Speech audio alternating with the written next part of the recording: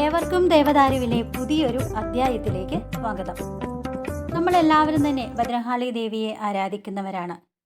നമ്മുടെ ജീവിതത്തിൽ നമുക്ക് ചിലപ്പം എന്തെങ്കിലും ദുരിതങ്ങളും കഷ്ടതകളുമൊക്കെ വന്നുകൊണ്ടേയിരിക്കും. ചിലപ്പോൾ ഒരിക്കലും അത് മാറാതെ ഇങ്ങനെ പിന്തുടർന്നുകൊണ്ടേയിരിക്കും. അത് നമ്മുടെ ചിലപ്പോൾ നമ്മുടെ വംശ പരമ്പരയെ തന്നെ ബാധിക്കുന്ന സൈസ് ഒക്കെ ആയിരിക്കും ഈ ദോഷങ്ങൾ. അപ്പോൾ ഇത് ഒഴിവാക്കുക എന്ന് പറയുന്നത് നമുക്ക് സാധാരണ മനുഷ്യനെ കൊണ്ട് അത്ര എളുപ്പമല്ല. അതിലും നല്ല അത് ഒഴിവാക്കുക എന്ന് പറയുന്നത് അത് നമുക്കുള്ള ആചാരാനുഷ്ഠാനങ്ങളിലൂടെയാണ് നമ്മളത് ചെയ്യുന്നത്. നമ്മുടെയൊക്കെ നാട്ടിലെ ഒരു ഭൂരിപക്ഷം കുടുംബങ്ങളുടെയും ധർമ്മദൈവം എന്ന് പറയുന്നത് ഭദ്രകാളിയാണ്. എന്നാൽ പലർക്കും തങ്ങളുടെ കുടുംബ ദേവതാ സ്ഥാനം എവിടെയാണെന്നോ അത് ഏത് ദേവിയാണോ അല്ലെ അത് ഏത് ദേവനാണെന്നോ ഒന്നും തന്നെ അറിയത്തില്ല. ഇനി അങ്ങനെ അറിഞ്ഞാൽ തന്നെ കുടുംബദേവത ആരാധന എങ്ങനെ നടത്തണമെന്നും അറിയത്തില്ല. അപ്പോൾ മൂലകുടുംബത്തിൽ നിന്നും വേർപെട്ട വിവിധ ദേശങ്ങളിലും അതുപോലെ തന്നെ വിദേശത്തുമൊക്കെ ജോലി ചെയ്യുന്നവർക്കും വിദേശത്ത് താമസമാക്കിയവർക്കും വേണ്ട രീതിയിൽ അവർക്ക് ആ പരദേവത ആരാധന നടത്തുന്നതിന് ചിലപ്പോൾ സാധിച്ചില്ല എന്ന് വരും. അതുകൊണ്ട് തന്നെ ധർമ്മദൈവമായും ഇഷ്ടദൈവവുമായ ഭദ്രകാളിയെ മിക്കവരും അതുകൊണ്ടൊക്കെ തന്നെയാണ് ആരാധിക്കുന്നതും. എന്നാൽ ഏറ്റവും ഒരു എളുപ്പമായ ഒന്നാണ് ഈ ഭദ്രകാളി ഉപാസന എന്ന് പറയുന്നത്. അതിന് ചില കൃതികളും സ്തുതികളുമൊക്കെ നമ്മൾ നാമാവലികളുമൊക്കെ നമ്മുടെ ഇടയിലുണ്ട്. അതിലൊന്നാണ് ഭദ്രകാളി മാഹാത്മ്യം.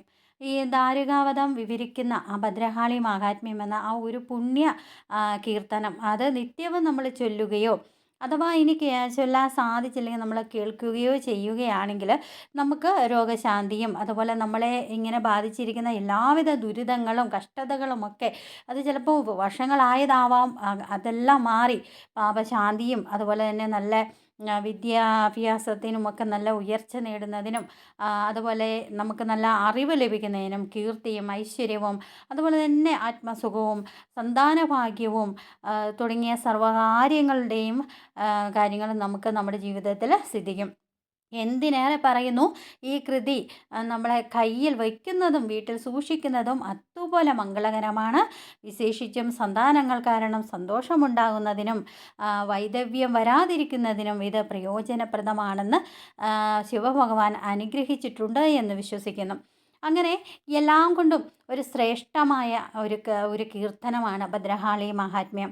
ഭദ്രകാളി ധർമ്മദേവത ഇഷ്ടദേവത എന്നിങ്ങനെ കരുതി നമ്മൾ ആരാധിക്കുന്നവർക്ക് നമ്മുടെ ഇടയിൽ ധാരാളം ആൾക്കാരുണ്ട് അങ്ങനെ ആരാധിക്കുന്നവർ. അവർക്ക് ദിവസവും ഇത് പാരായണം ചെയ്യുന്നതിന് ഏറ്റവും ഉത്തമമായ ഒരു കീർത്തനമാണ് ഇത്. നമ്മൾ ഭദ്രകാളി ദേവിയെ ഉപാസിക്കാനായിട്ടോ നിഷ്ഠയോ നിവേദ്യമോ ഒന്നും തന്നെ ഇത് വേണ്ട, അതിനൊരു ആവശ്യവുമില്ല. ഇതെല്ലാ ദിവസവും തന്നെ നിലവിളക്ക് കൊളുത്തി നമുക്ക് ഇത് അല്ലെങ്കിൽ നമ്മുടെ വീട്ടിലിത് സൂക്ഷിക്കുകയോ അല്ലെങ്കിൽ ഇത് നമ്മളിത് ചൊല്ലുകയോ ചെയ്താൽ ഞാൻ മുൻപ് പറഞ്ഞ എല്ലാവിധ സർവ്വ ഐശ്വര്യങ്ങളും നമുക്ക് സിദ്ധിക്കുന്നതായിരിക്കും.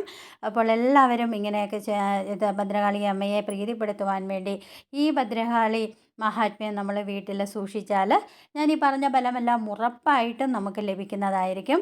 ഭദ്രകാളി വെളിപ്പുറത്തുള്ള അമ്മയാണ്, നമുക്ക് ഭദ്രം നൽകുന്നവളാണ് ഭദ്രകാളിയും ദേവി. അതുകൊണ്ട് തന്നെ നമുക്ക് ഭദ്രകാളി മഹാത്മ്യം നമുക്ക് എല്ലാവർക്കും തന്നെ വീട്ടിൽ സൂക്ഷിച്ച് അതിൻ്റെതായ ഐശ്വര്യവും സമ്പൽ സമൃദ്ധിയും സർവൈശ്വര്യസിദ്ധിയും ഫലം ഉറപ്പ്. ഈ വീഡിയോ നിങ്ങൾക്ക് ഏവർക്കും ഇഷ്ടപ്പെട്ടു എന്ന് ഞാൻ കരുതുകയാണ്. ആദ്യമായിട്ടാണ് നിങ്ങൾ എൻ്റെ ചാനൽ കാണുന്നതെങ്കിൽ ദയവായിട്ട് സബ്സ്ക്രൈബ് ചെയ്യാൻ ശ്രമിക്കണം. അതോടൊപ്പം ഞാനിടുന്ന ഓരോ വീഡിയോയും നിങ്ങൾക്ക് ലഭിക്കുന്നതിനായിട്ട് ബെല്ലൈക്കൺ കൂടി ഒന്ന് സ്പർശിക്കുക. അടുത്തൊരു പുതിയ അധ്യായത്തിൽ വരും വരെ നന്ദി, നമസ്കാരം.